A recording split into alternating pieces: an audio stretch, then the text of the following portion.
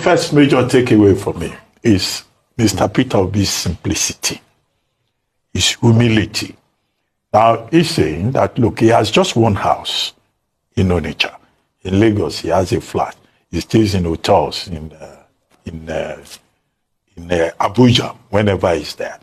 Look, that the same cannot be said for many of these former governors. And he also pointed out that since he left office as governor in 2014, no succeeding state government has even bought him a bottle of water. Well, if you compare that, I don't think he was saying that in the context of expectation.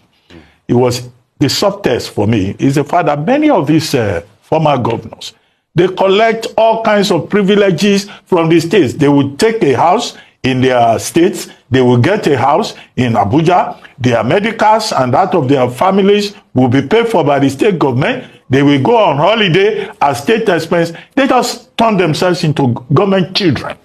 Whereas the honor of service should be more important. And so you have an example of one governor here saying that, look, it's not a parasite. It was enough for him to have served. And I think that that is important. And you recall that in many states of the Federation, there's been, a protest against former governors who end up living a parasitic life, living like leeches, at the people's expense in their various states. Again, about Mr. Peter Obi's simplicity. I was once on a trip to Morocco. Some of these people, when they are going to London, some people go through Libya, some people go through Turkey. They cannot afford to buy, direct flight ticket to London. And that was even in those days when, tickets were even cheaper. Not now that, you almost have to go and rob a bank to be able to travel from one part of the world to the other. People were shocked when they saw Mr. Peter Obi inside the aircraft, inside economic class, going to London via Air Maroc. In fact, the whole aircraft, just stood up and they started clapping for him. They couldn't believe that a man with his kind of background as a businessman, a former governor, would just, take the simple route to go to London. I've seen him on the streets of London before. You will see him carrying his own bag.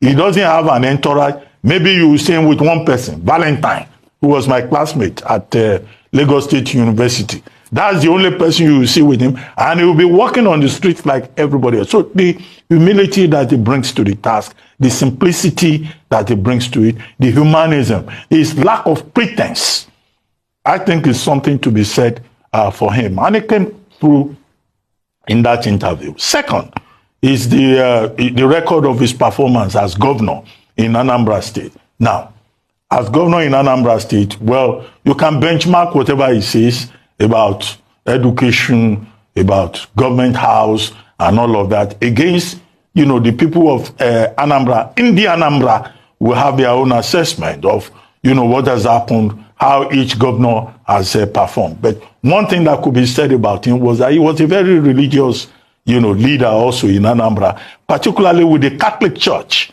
and how he made efforts to reach out to other constituencies, whether church or Muslims, and promote the ideals of religious unity. Number three, standout point for me here was the point he was making about the state of the nation. Now, again, characteristically, he was talking about productivity.